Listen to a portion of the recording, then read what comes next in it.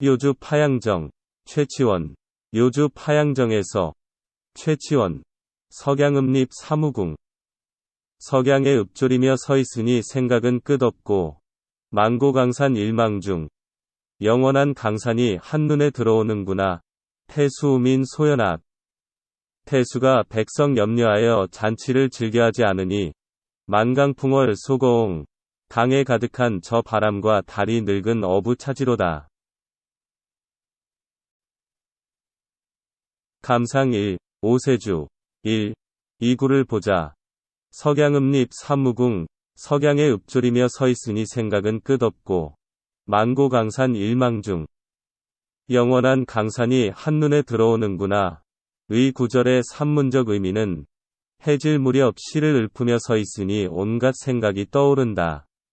오랜 세월 그대로 있어온 강산이 한눈에 다 들어온다. 이다. 여기서 우리는 이 구의 결과를 얻기 위해서 일구의 전제가 필요하다는 논리를 얻는다. 물론 다른 관점으로 작가가 의식하지 않았지만 일구의 상황에 처해 있으니까 그 결과로 이 구의 현상이 나타났다고도 생각할 수 있다. 왜? 그러한가 해지는 저녁은 낮의 끝이고 밤의 시작이다. 어떤 의미에서 지나간 하루의 생활을 반성하기 좋을 시간이다. 이러한 때 작가는 인간의 내면 의식과 감정을 다룬 시를 읊고 있다. 시는 인간 존재의 본질과 관계된 생각의 단서를 제공한다. 그리하여 작가는 자신의 생활을 떠올리고 그것을 인생의 본질과 관련시키고 있는 것이다. 아마도 오늘 이 쓴 생활잡사에서 최근의 일에 대한 여러 가지 생각이나 또는 전부터 작가의 생각에서 떠나지 않는 여러 갈등과 같은 심각한 이야기가 포함될 것이다. 이러한 생각과 모색의 결과 작가는 평소에 갖지 못한 넓은 시야와 수용적인 마음을 얻게 되었을 것이다. 그리하여 평소에서는 눈앞의 현실만이 보이던 작가에게 오늘은 만고강산이 눈앞에 들어온 것이다. 강산도 그냥 강과 산이 아니라 만고강산이라고 했다.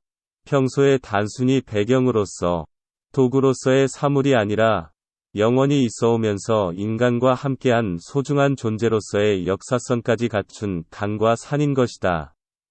자신 주변 사물도 모두 자신과 무관하지 않은 존재로, 영원히 살아있는 존재로 느껴지기 시작한 것이다. 확대된 새로운 인식의 지평을 연 것이다. 이러한 인식은 누구에게나 가능한 것은 아니다. 대가를 지불해야 한다. 그러한 인식을 갖기 위한 사람들은 최소한 일구의 분위기를 의식적으로 찾아야 하고 분위기를 즐겨야만 이 구의 사실들을 느끼고 깨달을 수 있게 된다는 것이다.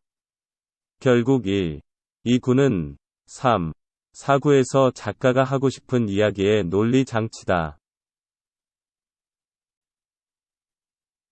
3. 4구를 보자. 태수우민 소연악. 태수가 백성 염려하여 잔치를 즐겨하지 않으니 만강풍월 쏘꼬옹. 강에 가득한 저 바람과 달이 늙은 어부 차지로다. 의 구절의 산문적 의미는 태수가 백성을 근심하여야 한다. 만약 태수가 잔치와 음악의 모임 횟수를 줄여주면 백성들은 각자의 생업에만 열중할 수 있다. 그래야만 고기 잡는 늙은 어부도 강에 나가 편히 고기잡이를 할 수 있다. 강에 가득한 바람과 달을 늙은 어부가 편히 즐길 수 있다이다. 옛날 중국의 지방관은 임금을 대신해서 지방을 통치했다. 그러나 권력이 분리되지 않아 지금보다 더 강한 행정권을 갖고 있었다. 그래서 사람들의 삶이 태수 한 사람의 통치에 많은 영향을 받고 있었다. 그만큼 중앙정부의 통제가 미치지 못한다는 의미다. 그것은 방대한 영토에 비해 교통과 통신의 불편 때문에 불가피한 일이기도 하다. 따라서 지방관에 의한 가렴주구가 쉽게 일어나고 그 사실이 덮여질 수가 있었다. 이러한 상황이므로 백성들은 훌륭한 지방관을 맡기를 열망하였다. 지방관인 태수가 그 욕심을 줄여 잔치와 음악의 여흥 행사를 조금만 줄인다면 백성들이 생활에 열중할 수 있다고 작가는 말하고 있는 것이다. 관리로서의 의무감과 책임감 그리고 철학까지 요구하고 있는 것이다. 여기서는 개인의 생활의 반성을 통해서 넓은 시야와 역사의식을 각성한 작가처럼 관리들도 지도자로서의 각성을 통해서 백성이 평화롭게 생업을 유지할 수 있도록 해야 한다고 주장하고 있는 것이다.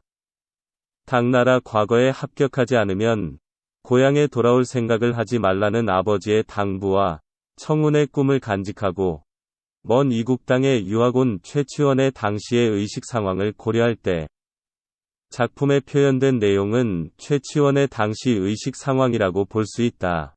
그러나 꿈도 크고 능력도 있는 최치원의 관리로서의 꿈은 당나라에서는 외국인이라는 신분적 제약이 있었고 귀국 후 신라에서는 골품제에 의한 신분적 제약 때문에 좌절되고 말았다.